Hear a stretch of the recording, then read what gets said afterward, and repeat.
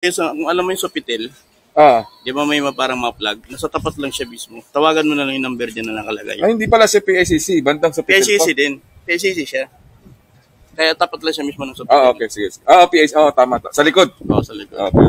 Kaya amazing ang daan. Sana yung bayad dito, sir? Ito sa akin. Sige lang.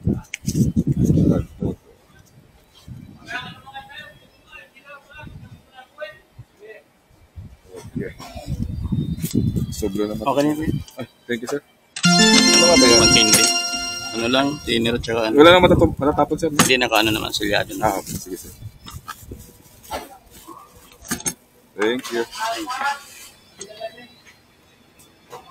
Hanapin mo na lang si Bernard ang kalagay dyan. Yes, sir. Tatawagan ko na lang, sir. Titingnan ako. So may gate lang yung banda siya. Okay. Kaya sa labas ka lang. Sige po. Thank you, sir. Kung galing ka amazing kuya, may makita ng plug sa kaliwa, di ba? Sa Sofitel. Bago dumating ng plug, andito siya. Andun na siya. Sa labas lang siya? Sa labas. Okay, sir. Okay, sir.